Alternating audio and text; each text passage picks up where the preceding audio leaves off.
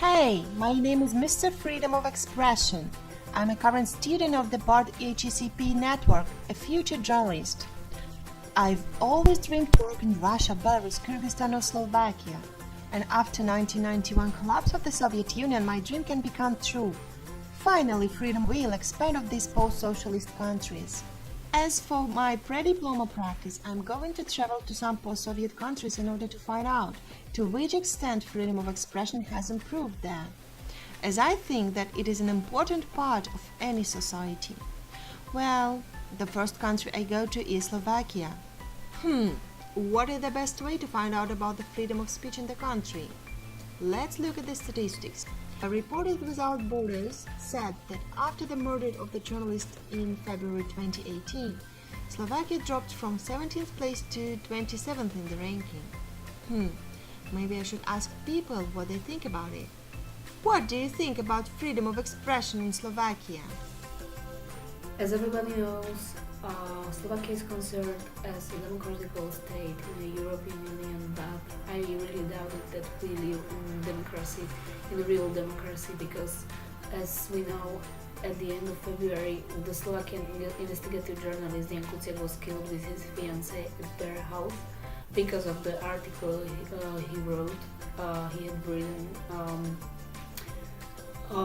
about the connection of Italian mafia with the Slovak government party, political party.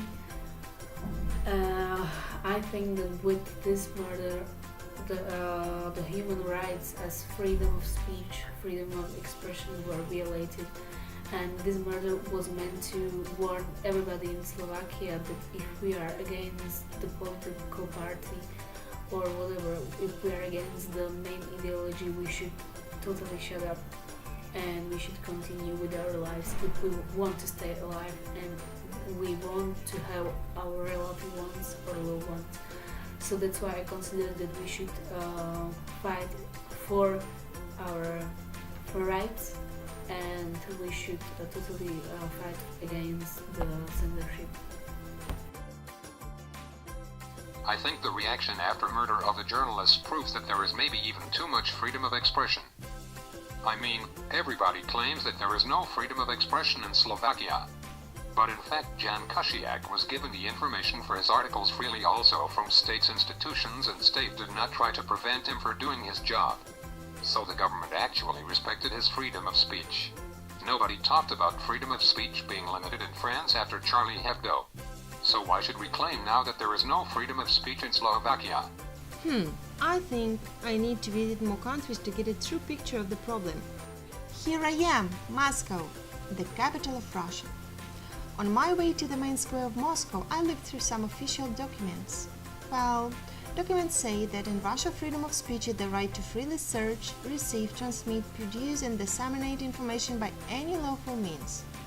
It is guaranteed by the 29th article of the Constitution of the Russian Federation. Moreover, freedom of speech here is enshrined in a bunch of federal laws. Sounds great! I think Russia can become a good place for starting my professional career. On the Red Square I was given a newspaper. Let's have a look at what is going on in Russia.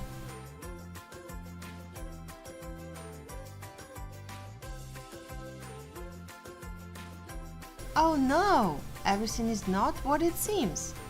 Actually, Russia had a place number 148 out of 180 countries in the 2018 World Press Freedom Index. I really want to figure it out myself. Mister, what do you think about freedom of expression in your country? I want to say that freedom of speech in Russia is not as bad as it used to be. Probably the whole point is in the development of the internet. Everyone can start a video blog and express everything that he or she thinks. Although I become quite worried when I hear news about criminal cases concerning our bloggers or something like reposting in social networks. I think that these are only isolated cases. However, do you need freedom of speech? Well, I think so, of course. My point of view is if I do not like something, I need to have the right to share my opinion in public so that I can be heard. Thank you so much, Mister. Criminal cases, people are worried. I have to go to another city of Russia. Maybe there I will find a pure freedom of expression. Let's go to Kaliningrad. Fog everywhere. Lady, please, could I ask you one question? What do you think about freedom of expression in Russia? The first word that comes to mind is probably a new world, or something that is young and with a touch of energy. Because in Russia I think people already have a certain freedom, but the remnants of the Soviet Union do not allow them to use it. I think that there is the same situation in Belarus. In short, I believe that we have a freedom of speech and expression. No matter what they say, these people can freely create channels on YouTube, broadcast what they want, speak out negatively about politics, social structure. No one shuts their mouth or takes them anywhere. Thank you so much, lady. Have a nice day. Freedom of expression is still something new and cardinal for them. Well, the lady said something about Belarus. I want to know more about that country. After I have studied the situation in Belarus, I have to conclude that the situation here is even worse than in other countries I have traveled to. Despite constitutional provisions for freedom of the press and speech, criticism of the president and the government is considered a criminal offense, and libel convictions can result in prison sentences or high fines. There are no effective legal guarantees of public access to government records. Judges, prosecutors, police officers, tax officials, and bureaucrats from the Ministry of Information regularly use politicized court ruling and obscure regulations to harass independent newspapers and websites. Moreover, in 2018, the Ministry of Information prepared a draft amendment to the law on the media, which provides even more opportunities for the authorities to exploit it in order to sideline critical outlets and oppressing freedom of speech. After it will be signed, the authorities will have the right to block any internet resource they do not like without a court order. Every publication must be identified, which means each comment must be signed by a real person. The bill's new provisions also underline online anonymity, a valuable asset in a repressive country such as Belarus. The bill is so vague on this point that these provisions could also apply to social networks. In 2017, during the spring demonstrations, more than 100 journalists were arrested. Some of them were beaten, others were jailed. The harassment of freelance journalists working for independent media outlets based abroad who cannot get accreditation has reached unprecedented levels. Freedom of speech ended when the media in Belarus remained only pro-government and independent or subjected to repression by the state and government. The constitutional right of the people to peaceful assembly is not being fulfilled. Freedom of speech in the Republic of Belarus is nominal. It simply does not exist. You can say something and look around straight away, so that you cannot be touched on the shoulder. It is a really sad situation. People in this country have a lot to do to bring Belarus free. I better hurry up toward the next country. Here is me in Kyrgyzstan, the heart of Central Asia. During my time there, I have discovered both ups and downs of freedom of speech situation in the country. Here is what I have found.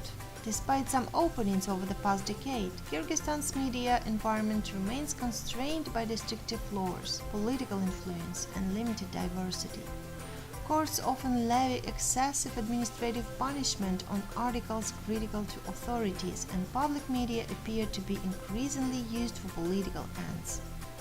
The constitution and the country's laws guarantee freedom of speech and the press, but observance of these guarantees is inconsistent.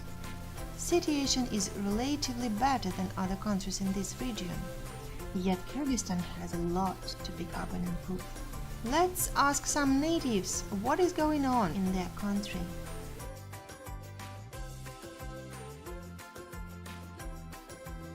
Freedom of speech in Kyrgyzstan is the concept of the human right to voice one's opinion, thoughts, and feelings without fear of censorship or punishment. I witnessed one situation when my freedom of speech was endangered. When you want to argue with the older people, they often just tell you that you are not enough wise or old to express your point of view. So one day I wanted to argue with my grandfather about the elections in our country, that people should vote honestly and justly, but he told me that I am too young to discuss politics. At that time, I felt that my freedom of speech was confiscated based on the fact that I am not old enough. I think that people need to understand that everybody can express one's opinion or thoughts, no matter how old one is. Freedom of speech for me is being able to express your thoughts and opinions without being shut off. And I think in Kyrgyzstan we have that kind of problem when you cannot really talk about what you want to talk about. And I would not say it's in schools or colleges, because in colleges and schools we are more open and we are more open to other people's opinions. So I think I was violated usually by my parents or by my relatives, because I think they're from different generation and they don't really understand young generation right now, and they think we think really differently from them, so they don't really try to understand our perspectives and our view on life. So yeah. Freedom of speech in Kyrgyzstan is a widely debated topic because technically we have it, but factually not. There were a lot of people imprisoned due to their speech towards government, our office.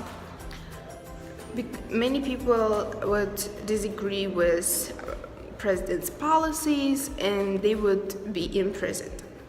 Relatively speaking, Kyrgyzstan is in good position among Central Asian countries.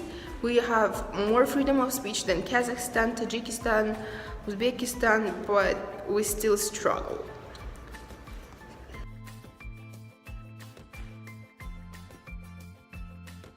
I have visited 4 post-socialist countries in order to check the freedom of speech and expression in each of them. Unfortunately, not all countries have met my expectations. However, things are not as bad as they are sometimes represented to us. I want to believe that the situation will improve in Kyrgyzstan, Belarus, Russia and Slovakia, and citizens of these countries will enjoy pure freedom of expression very soon.